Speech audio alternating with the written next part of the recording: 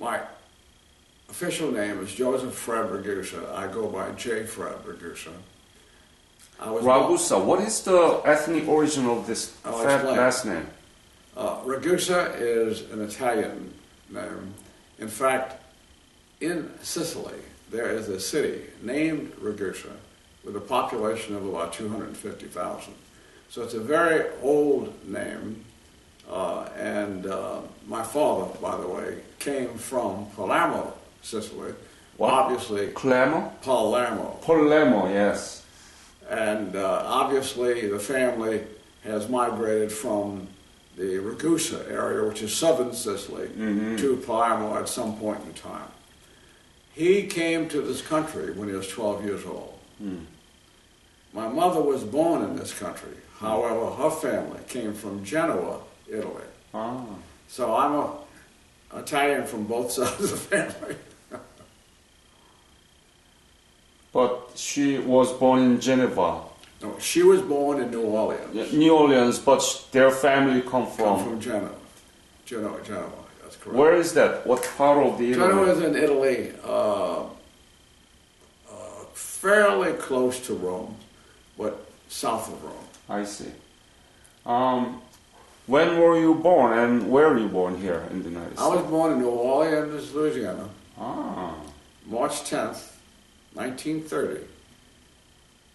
So that this month I made 84 years old. And what kind of school did you go through? My undergraduate work was at high school. High school, Warren Easton High. Warren Easton, two names, High. I schooled there from 1945 to 48. And I schooled at Louisiana State University in Baton Rouge, Louisiana, from 48 to 52. You want my elementary school before the high school? Yeah, tell me just. John A. Shaw Elementary School in New Orleans. And so my years of puberty was during the Depression time. Right. Very, very difficult in New Orleans. Tell me about the detail. How did your family deal with this Great Depression? My family was in business, my mother and father were in business, in grocery business, grocery and bar. And my mother died when I was 5 years old. Oh, man. I'm the youngest of 5 children. My father, having come from Sicily, had no education, could speak very little English when he came over, and did not get schooled here in the country. In fact, he didn't receive his naturalization until quite a while later. When she died, my mother was a business person in the family. She died when I was 5, which means it was about 1935, right in the middle of the Depression. Yeah. And the family lost everything. When she went, so did the family fortune. And we lost all assets, real estate and so forth. And the business could not be sustained without her. So the last part of the Depression, 35 to 39, was extremely difficult. The families actually moved together. They had 3 families living in one house. We'll call it a shotgun house. That is, it's just a 3-bedroom home, and each family lived in 1 bedroom. So you can imagine how crowded and how difficult that would be. And I was growing up in that. There were times when we didn't know where the next meal was coming from. So I was very motivated to rise above that situation as a young boy. And the Lord was very, very generous in enabling me to get through elementary school with good grades. Born again, Spirit-filled Christian. Not then, but now. At that time, even though I was not born again, I certainly reached out for the Lord because I didn't know what other direction I could reach in to rise above my situation. And I worked continuously, whatever chance I could, paper routes and so forth. And throughout summer vacations, I worked. So work became a very important driver of what is needed for me to have identification of self-value. And as I went to high school, I finished high school in 3 years. It's a 4-year course. And because I wanted to move on into a work environment. But I discovered upon completion of my high school that life would not be anywhere near as productive without an undergraduate degree. So I pursued the opportunity there. My father did not need me to go to work because now we were coming out of depression. He was able to get a job. And so he didn't need me to go to work to support him. And my other brother, one of my brothers, was working, so that helped a great deal. So I went to the university purely on the basis that I would have no family support. I would have to support myself. And that the provision, whatever it would take, I'd have to provide for myself. And again, the Lord gave me that ability to accomplish that through part-time work at school as well as working during the summer. What did you study in Louisiana State University? At the university, I studied accounting. Accounting? Yeah. Interesting because not many majors of accounting go into artillery. At LSU, they had Army artillery, only artillery, and they had Air Force. And most of my people that I knew at school were going into the Army. Mandatory ROTC was required for 2 years. Oh, really? Yeah. Every student? Every male. Oh, I didn't know that. And so I went into Army. And now, and that was in 1948. 1950, the war broke out in Korea. Yeah. And I had a choice to make. I could get out of ROTC, but then I would be a... What, were you senior when... I was a junior. Junior, right, yeah. When the war broke out. So I had to make a decision to stay in ROTC or not. And of course, if not, I would be eligible for the draft. Right. So I obviously stayed in ROTC. I wanted to finish my undergraduate degree. And also wanted to come into the military as an officer. Yeah. So I finished 4 years with ROTC in 1952. And at that time, when I graduated, I received my degree in accounting from 1952, right? That's correct. And you were able to stay for 4 years as ROTC. That's correct. 2 years are required, but you can stay for 4 years. The other 2 are voluntary. That's right. Okay. And I came out as I think it was a captain in ROTC. Captain already? And as ROTC rank. And then when I graduated... So that's not equal to the real captain in the Army? No, that's strictly ROTC. Okay. And when I graduated, the same day I received my degree in accounting, I received my commission as a second lieutenant in artillery, I received my orders to report to active duty. And within 30 days, I was at Fort Sill, Oklahoma, for an advanced officers course prior to being assigned to a unit. Let me ask you this. What do you remember the moment what were you doing when the Korean War broke out and you heard about it? Do you remember what you were doing? Well, only generally, in the sense that my major decision was, do I stay in ROTC or not? Because my concentration at the time was strictly on completing my courses and accomplishing my necessary work to provide for provision to retain the school. So, no, I don't know specifically what I was doing, but I was certainly busy as an undergraduate student doing the things I needed to do for survival. Did you know anything about Korea at the time? Not anything. No? No. Not even in the college education you were not taught about Korea? Not to that point. Now, after the Korean War began, then of course my interest in what is involved began to have a higher priority. And again there though, I had very little news in terms of the implications of winning and losing that's going on in the battles and what the costs were in terms of lives and whether or not we were succeeding or failing in terms of the battles with North Koreans and Chinese.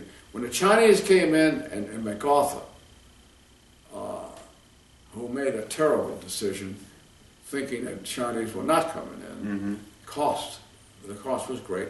Now I do remember this. I remember specifically when MacArthur was fired by the president. That was a big deal. And his radio broadcast of, I think it was probably from Congress, when he was speaking to Congress, about old soldiers never die, they just fade away. And we heard that, and I remember that specifically because I was working at the campus police as a part of administrative duties there, and we were listening to the speech. Yeah. Obviously, I never even knew where I would be assigned from a point of view of a permanent unit. My first assignment. But you knew that you might be drafted, right? And dragged into the Korean War. I could be drafted if I didn't remain in ROTC. Exactly. But I would not be drafted until I graduated, but I would be going to active service immediately after, at some point in time. I didn't know it would be immediate. But what was a surprise is having my orders to report to active duty the day I received my degree.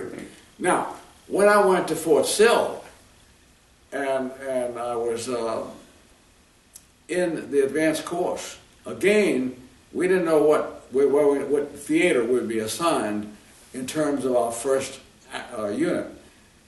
In fact, the day the graduates were assigned to their unit that they're going to be made a part of, they came out for different theaters. Those that would be in the United States, in various units throughout the United States, including Washington, D.C. Then they came out for Europe, all the different places in Europe, Germany, England, Italy, where I would hope they'd go, and then also Austria and various places in Europe. Then came the Korean assignment. And guess whose name was the first on that list? Fred. I was right on. I didn't have to look very far from my name. It was right on top. So that's when I became extremely interested in Korea. Were you afraid that your name was on the Korean assignment? Not afraid. Just be honest. Obviously there's a fear of unknown, a fear of combat. Even though you've been made aware of combat for 4 years, in fact, very intensive in artillery. The main thing is that I knew I was well trained in the area I would be performing in. So that gave me a great deal of confidence that I would hit the ground running far greater than the average that would not know what discipline they would be functioning in combat. Could you share your experience as an ROTC? What kind of military training that you received and how intensive was that? Primarily, the training dealt with the organizational function within the artillery unit. And secondly, what comprised an artillery unit in terms of ordnance, in terms of personnel, and administration. Mm-hmm. So it was really the structure of artillery at the battery level, the battalion level, and the division level, division artillery level. Mm. Now, when we got to Fort Sill, Oklahoma, which is the place of training for artillery, that is the mecca for artillery.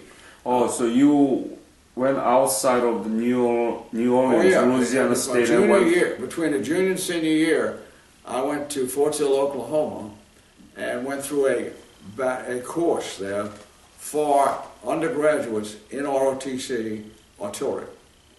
So it was a serious military training. I'm sorry. It was a serious military training. Yes, very, very definitely. And there we had students from universities all over the country were there.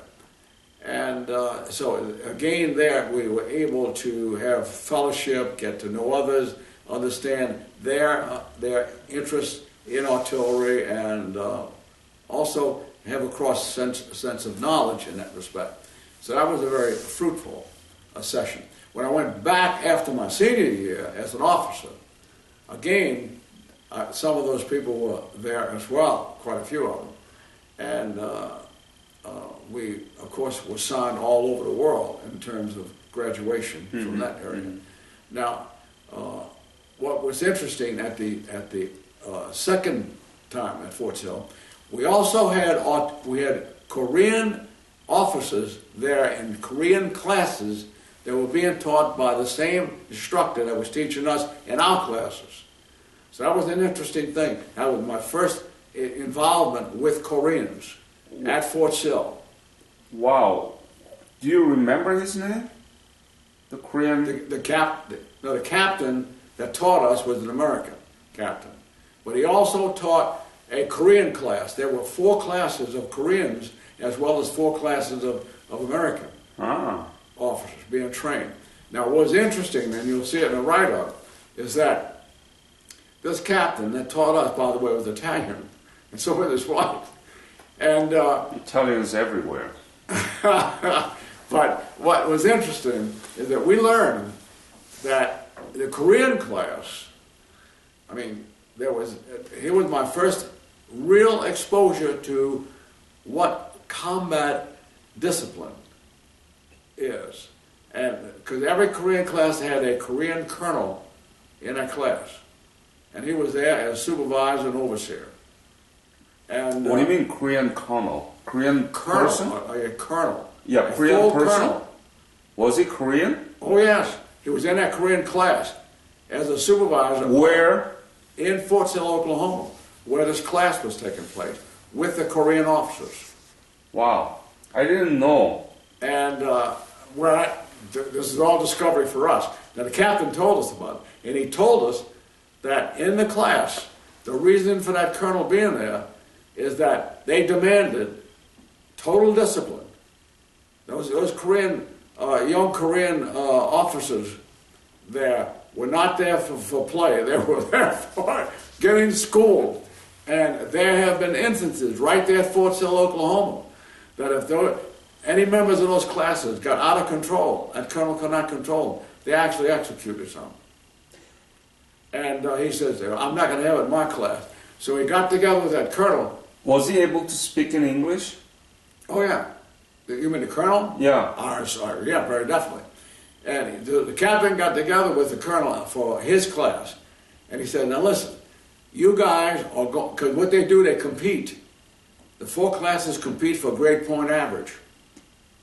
And he says, I want you all to be number 1 class of the 4. If you do, we'll provide, because they love to eat.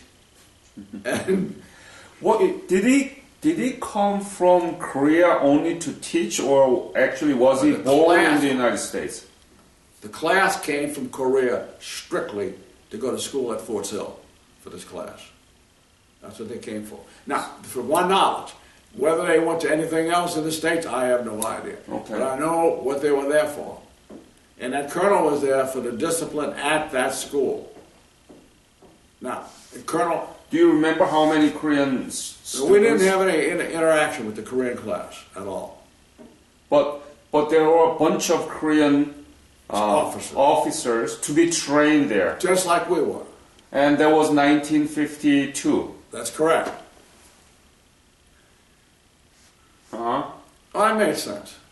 And so anyway, by the way, his class did come out number 1. So he had to prepare spaghetti and meatballs for the whole class. His wife even had to get the necessary facilities from the military mess hall. And she prepared it at home. And so the class went to her home to eat. And it was just a wonderful thing. The colonel could not be more gracious in describing their pleasure, and especially being at home and the food.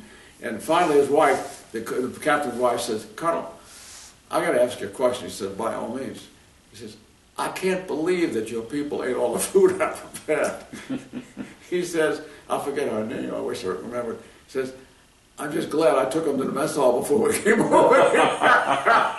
So that stayed with me all through all of it. Okay. Wow, I never heard anything about that kind of story, that the Korean officers with the colonel was there in Oklahoma to receive the military training. Okay, yes. So did you get any special additional training after you were assigned to go to Korea? Yes.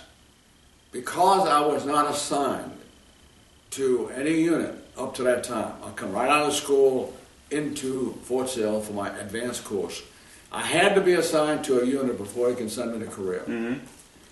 So they assigned me to the 1st Cavalry Division, which at the time was stationed in Hokkaido, the northern island of Japan, coming down into Honshu at the base of Mount Fujiyama for maneuvers. And the timing was excellent. So they sent us directly over to Honshu, to the base of Mount Fujiyama. In fact, I arrived there one day before the forward units of the division got there for the maneuvers. And so we were on a 40-day maneuvers with that division, which was excellent training because that unit had been in Korea. In fact, the reason they were in Honshu is because they lost their flag when the Chinese pushed in Korea, and they could not go back to the States for 7 years. When did you leave for Korea? From where in the state? I left from Fort Sill. Where is that? Fort Sill, Oklahoma. Okay, C-E? Fort, F-O-R-T, Fort Sill, S-I-L-L. S-I-L-L. Yeah, Oklahoma. Yeah. I went from there. Well, I came home, I guess, for a couple of days. Yeah. Then, what was your reaction from your family that you are going to go to Korea into the war? Remember anything? No, I don't. You don't? I don't recall. There was a fear, but there was a kind of a fear and pride. And so it wasn't all one-sided. Mm. And the pride was that I was the first member of my family ever finished undergraduate school. Mm-hmm. And secondly, here I was an officer in the military. Mm-hmm. First one in the family ever achieved that level.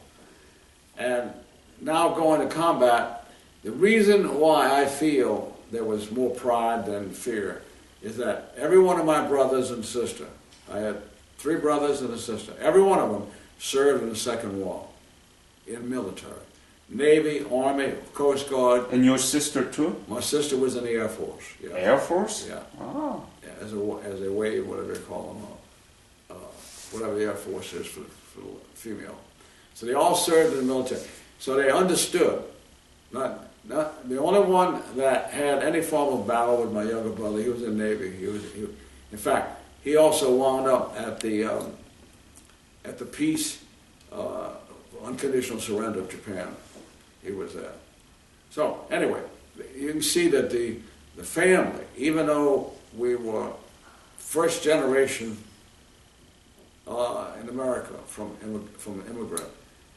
Very, very dedicated to the American way of life, and very patriotic toward the necessity of defending freedom, whether it's in this country or it's wherever in the world. Okay. So from Fort Sill, where did you go? From there, I went over to Tokyo and based on Fujiyama. So did you leave from Louisiana? No. From how did you go to Japan? Yeah, I left from Louisiana to San Francisco, and in San Francisco on a ship, a troop ship named the SS Hershey, H-E-R-S-H-E-Y. And the reason I remember that is that it broke down in the middle of the Pacific Ocean for about 15 hours and drifted. Thank goodness there was no submarines. Oh boy. and from the Korea or Chinese, that could have easily sunk us if they did have that type of capabilities. And how did they fix it? Obviously, that technology was right there on a ship, sufficient to fix it.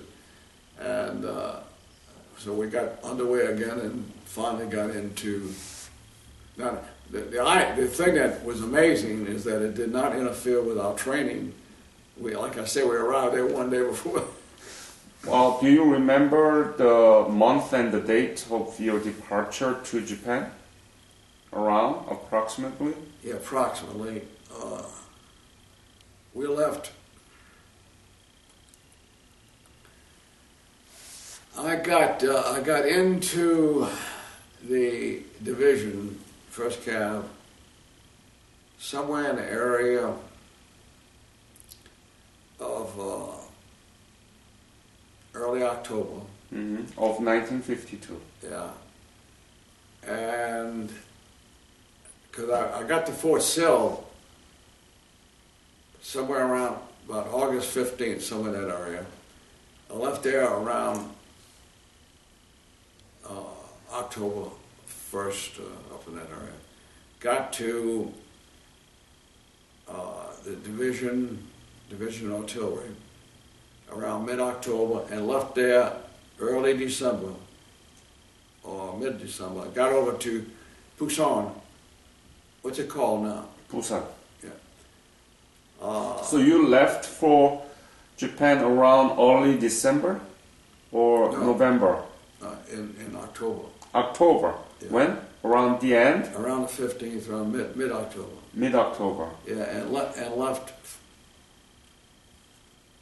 mid-October to end of October, and left for Busan somewhere in December. And so we got to Busan late December, maybe early January. I can't remember exactly. Did you get the basic mission, what you were supposed to do in Korea when you left Didn't Korea? know what unit to be assigned to until I got to Korea. That's all written up. Okay. In 981st Field Artillery Battalion of the 40th Infantry Division. Hold on. Speed. Slow. What? All right. 40th Infantry Division. 981st 981st Field Artillery Battalion. Field Artillery. Or FA Battalion. Yeah. Charlie Battery. 981. 981st. 981. 981. Yeah. FA Battalion, Field Yeah. Artillery Battalion. It's a 155 howitzer battalion. Every division artillery or division has 3 105 battalions and 1 155, plus the headquarters. So I was at 155 howitzer with the first cab. So I'm sure it created a priority to put me in a 155 unit in Korea. So again, my training just flowed beautifully. And so when I hit the ground at Charlie Battery in the 981st Field Artillery Battalion, I felt very confident that I could be productive as a new officer in that battery.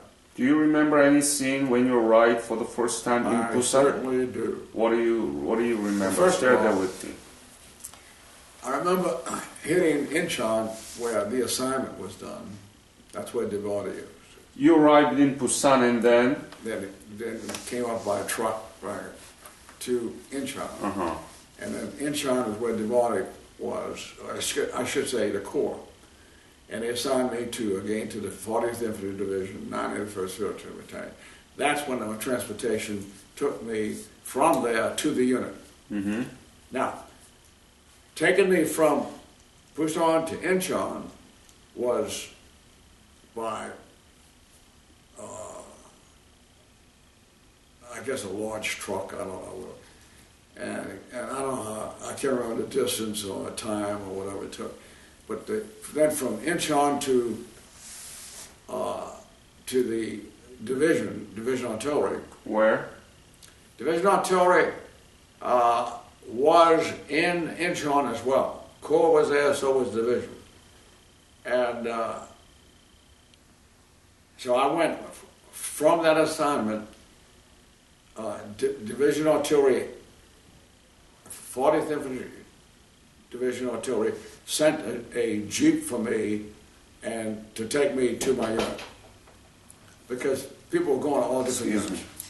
You were assigned to the in Incheon to the 40th. Right now I was in a jeep going up to the division. I mean to the battery. In fact, I didn't go to the battalion headquarters. I went straight to the battery. And when I got to the battery, the first sergeant. That was my first encounter with anyone in Charlie Battery. And this first sergeant met me, big guy, and saluted me as second lieutenant and said, "Welcome to the unit." And having the experience that I've gained, especially at first cabin maneuvers, I immediately told the first sergeant what our relationship would be, and that is, I knew he ran the unit, and I will do everything I can to assist him in that regard.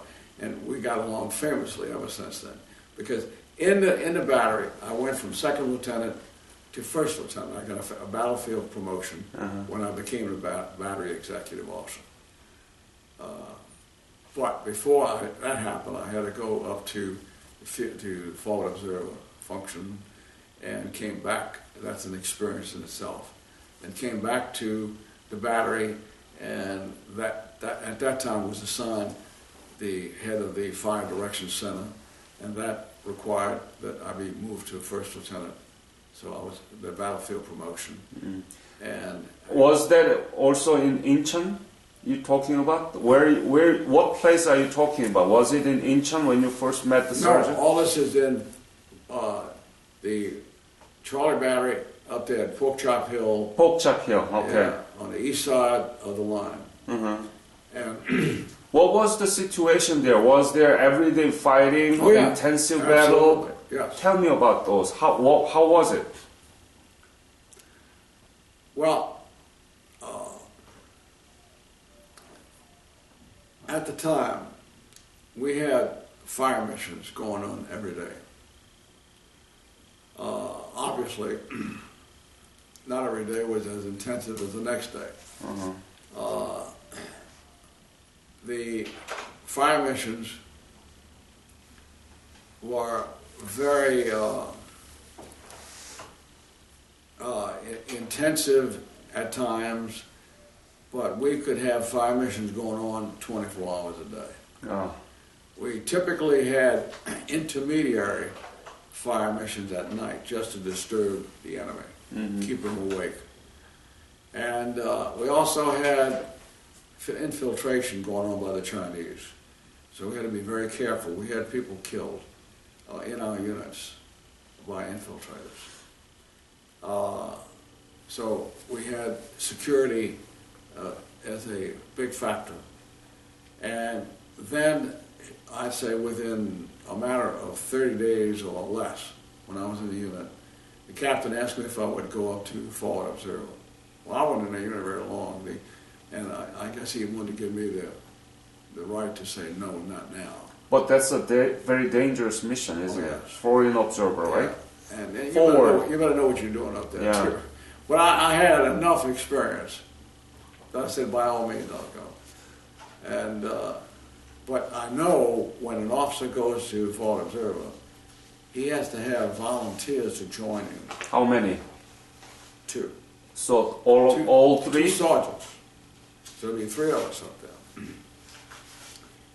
2 of the best sergeants in the unit volunteered to come with me, which really gave me a confidence that was important to me. Because these guys were there in that unit for a while. They were combat trained. So I had that going with me, and we went up there. And even when we were up there, and we got overrun, but fortunately the infantry came back and took the hill, so that we didn't get hurt in that respect. We did have infiltrators try to get into our bunker, but again we were able to sustain our position and without any casualties from our perspective. And when we were taken, our term for our battery responsibility for the Fort Observer position, it rotates from unit to unit. When our turn came that we be replaced, they sent a 3/4 ton truck with a sergeant to come get us. He got wounded coming up, and but how?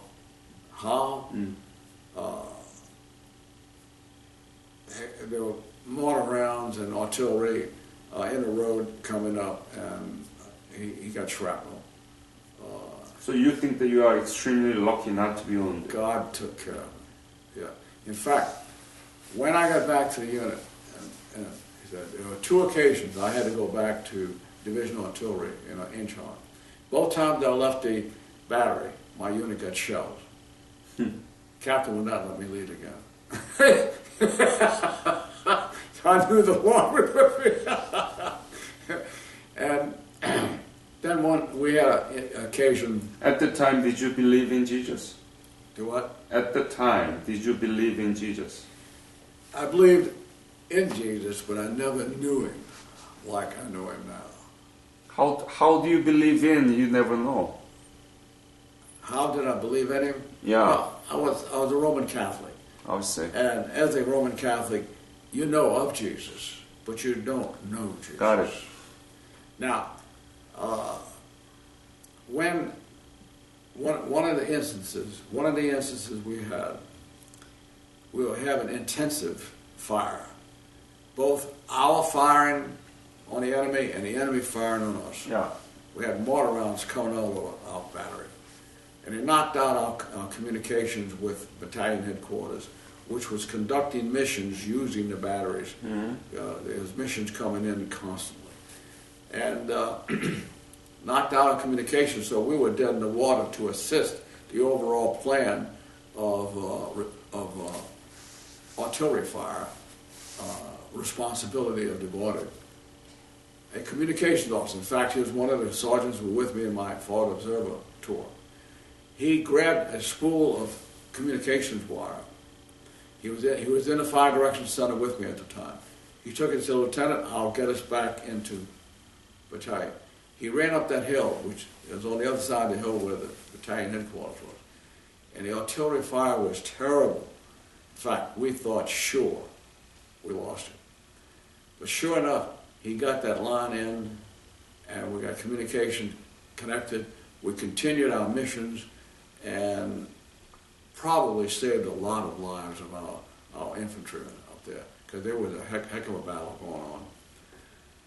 And shortly after these fire missions simmered down, we got a call from the battalion executive officer major asking the captain and myself to come over to battalion headquarters, that he had a problem with this sergeant who brought that line in.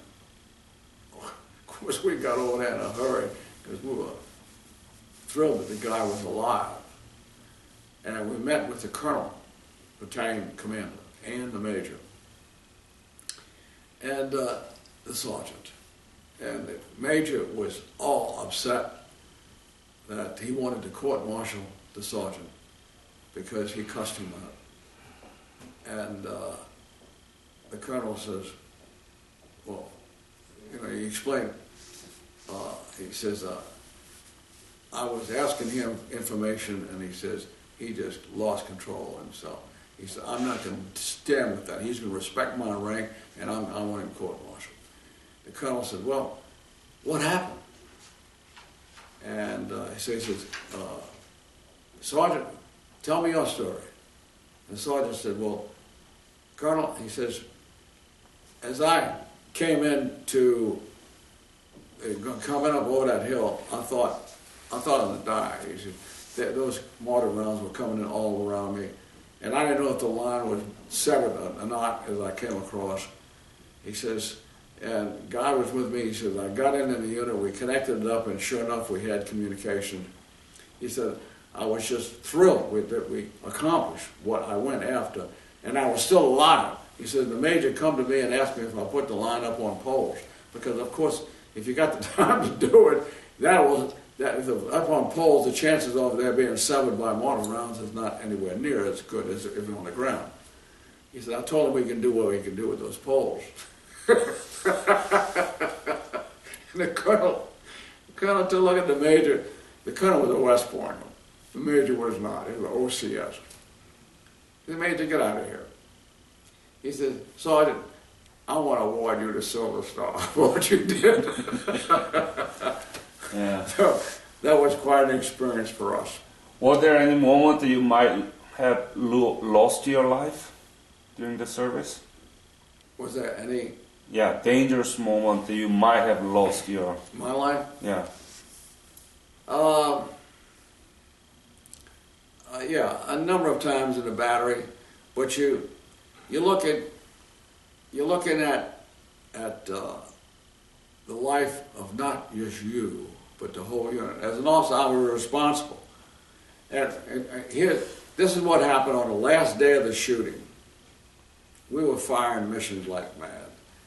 And on the last day of the shooting, one of our pieces, the number 3 piece, 6 pieces, was firing a mission for a naval forward observer that was going to bring Marine jets in on personnel.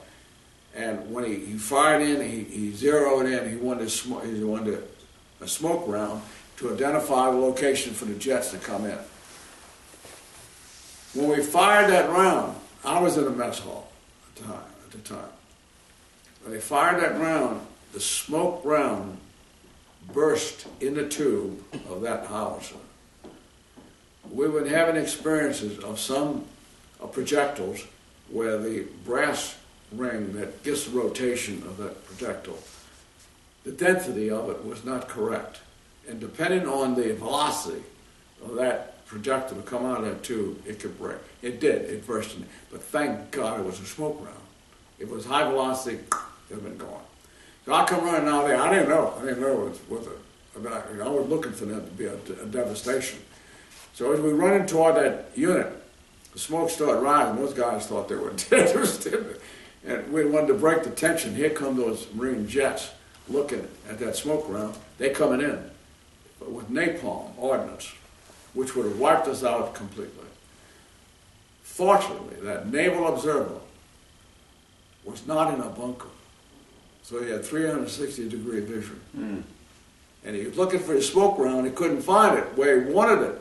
Whatever made him look back to see what might happen, because he was told it was fired. So he looked back and saw it. He told his Marine jets, don't go in. It's friendly. They came in there, boy, and we'd have been dead. They came in and just waved their wings at us. Just took off all 5 of them, came by, let us know that they know who we are. That was a heck of a way to end the shooting with our unit. Mm. And we were just glad we were alive. So you arrived in Korea around mid-December of 1952. When did you leave? I would say we arrived toward the end of December or early January of '53. So I was in combat about 7 months. When did you leave Korea? I didn't leave Korea until June the following year, 54. Because what happened after peace, after the shooting... So you left Korea around June of 1954? Yeah. After the shooting stopped, the battery executive officers, which I was one, were given added assignment to be safety officers for the Korean batteries 105 Howitzer and 155. They had 155s then. To be safety officer for them, to make sure that they're firing, so doing practice. And so I was doing some of that. When I got a call from my captain to report back to Division Artillery, commander in the 1-star. And I told you I graduated in accounting. Well, he needed an accounting officer back in Djibouti because of the number of people coming out of the Pentagon to Korea to get their combat duty now that the shooting stopped. And he wanted me as to head up a project that required an accounting background. And he had 2 or 3 sergeants back there that had accounting that would work under me. And I worked directly for him. And he asked me to volunteer for the position. Well, I like my unit. I love my unit. My people, I didn't want to leave it. I said, well, General, I said, are you asking me to volunteer for this position? He said, yes. I said, I don't want it. He said, Lieutenant, you don't understand. You're the only one that has an accounting degree, and you are going to come to Djibouti, which I did. So, and he and I really hit it off. We had a wonderful time back there doing that unit. And in fact, as time came for me to rotate back to the States, he offered me to be his aide. He was going to get his 2nd star. He was going to go to Germany, and he wanted me to come as his aide, and he would give me a promotion to captain, which was a wonderful offer. But I was not military career.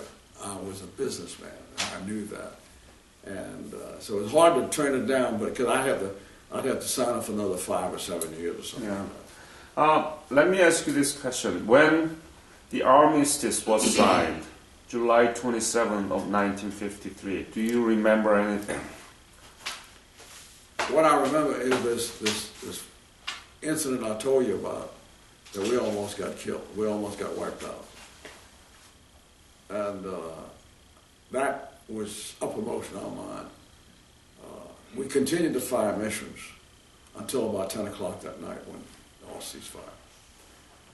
And then following that, we went over to the battalion and meet with the colonel and all the officers, and we prayed together and just had a wonderful time of celebration that we're alive and that the shooting has stopped and soon we'll be able to go home. How much were you paid during your service in Korea? When you got for the first time in Busan, how much? And then later, later, a lieutenant is paid, and whatever a 1st lieutenant is paid. how much? Do you remember? No, I don't. All I know is that all my money was sent home. I needed very little money because you didn't gamble there. No, and I did go to R&R. I had an experience with R&R. Yeah. Went on one R&R, and we went back to Incheon for that. And we flew out on one of these planes that are technically are not supposed to be able to fly. They bring tanks and stuff like that. Big, they get 3-decker in it. And we flew on that. It was full of capacity. And we got to Japan. It was foggy, and this plane tried to land 3 times. The first 2 times we almost died. I mean,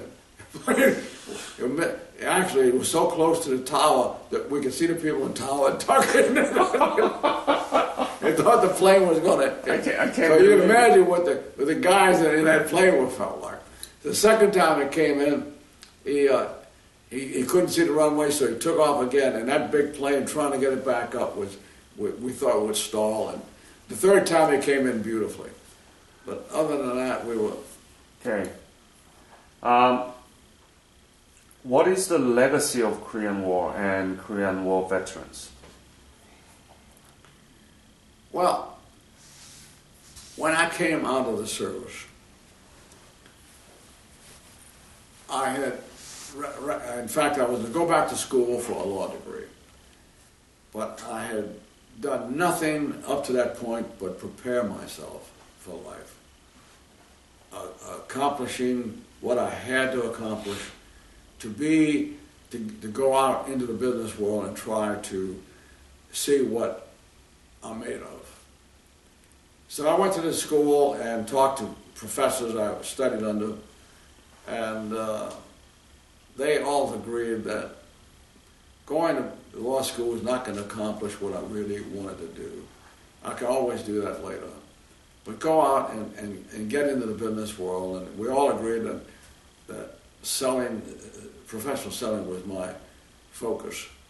And so I took that lead and decided to interview with IBM and Burroughs and NCR and the big companies in that area, and all three made an offer. So anyway, that's where I was focused at the time, and my career was a very, very wonderful career, and when I finished, in fact, several of the people that I have met were in the Korean War Veterans Association who wanted me to join it, but I didn't want to join an organization where I'm not going to be productive, where I'm not going to make a contribution. So I didn't join it until after I retired, which was 2010, June of 2010. And I joined it because I was asked to assist getting the Alamo chapter, number 298, to take it back out of dormancy into an active chapter. And that began in the latter part of 2011 when I went to the convention in Killeen in 2011. I represented, in fact, I was the only one there from the chapter, and that's when they offered us to host the 2012 convention, and which we did. But get to the point of the legacy of the Korean War. Okay.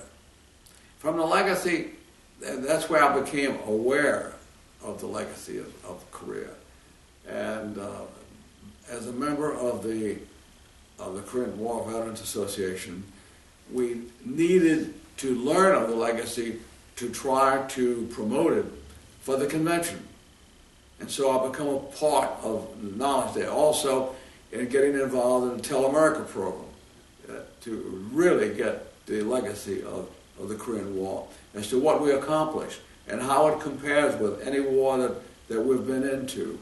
Yeah, what do you think? What is the importance of the Korean War, and what is the importance compared to other wars? In the first place, we see a nation that South Korea was nothing but agriculture, agrarian. Northern Korea was the industrial part of Korea. And they come out of being abused and completely destroyed practically by Japan in the occupation of South Korea. And to see the Koreans grabbed by the bootstraps, their nation that was devastated from war, and to commit themselves that they're going to turn their nation into a viable force, a viable enterprise, a viable political entity that had democracy as its basis and America as its ally, and to build the nation that they did from nothing to the 11th strongest country in the world with an economy, and frankly, the largest shipbuilding country in the world. And we're very proud of the fact that we have been a part of that birth. And to see how the Koreans continue to appreciate that with their continual support. After 60 years, I attended the 60th anniversary in Washington, D.C., and I was overwhelmed with the way the Koreans continue to describe their commitment and their dedication to what we've done there. I was at a session in North Carolina at Billy Graham's ministry, and my wife and I were there. And at one of the moments, I was out on the balcony, and here comes a group of Oriental people, that were about 12 of them, and I kind of sensed that they were Koreans. And I happened to ask one of them, "Are you all Korean?" They said, "Yes." I said, "Oh, you know of Korea?" I said, "Oh, yes, I was there." "Oh, you were there? You were there during the war?" I said, "Yes." They grabbed me, they wanted pictures and everything. Just to see the love and dedication that they have for us is so warm and so real. Mm-hmm. Mm-hmm. Look at this program. This is the Korean War Veterans Digital Memorial Foundation created Youth Corps, KWB Youth Corps, and they are the one that will continue on your legacy. Yeah. We're going to have a second convention in July in Washington, D.C. from July 25th to 28th. My foundation cover all the costs. Do you have any grandchildren in the age of high school? When you say cover all the costs, including air? Half of the transportation, but everything else is covered, everything. And do you have any grandchildren in the age of high school or college, or the just graduate out of college and in their 20s? I have 2 out of 5, 2 out of 6. And I've asked both of them. I haven't gotten a response yet. No. Oh, you already talked to them? Yeah. Oh, great.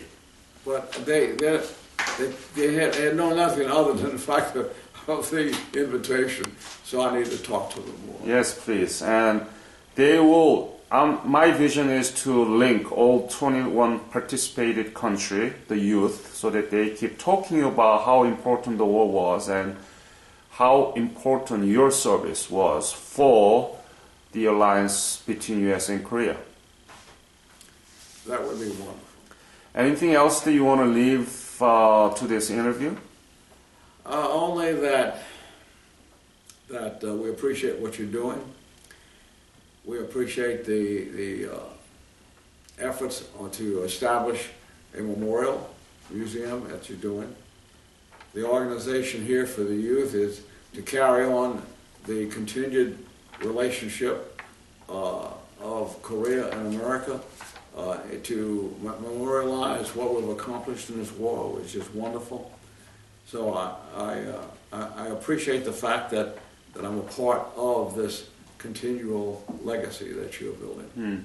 You were really keen on economic issues mostly because of the depression that you had to face in early childhood. You become a successful businessman or banker? Not banker, but I served banks. I was in data processing systems for the financial industry. And thoroughly enjoyed it. I was I considered my position very professional, consultative selling. And yes, I've been very successful. In terms of what I wanted to achieve, I wasn't a climber to responsibility as much as I was wanting to make a contribution in the development of a company, and I succeeded. Did military service help you? Of course. What I come out of the military with is a definite understanding of my abilities and shortcomings, and tried to keep honing in the benefits of my abilities and try to compromise my shortcomings. Thank you again for your valuable time and service. Korea never forget. Thank you very much again, Fred. Thanks.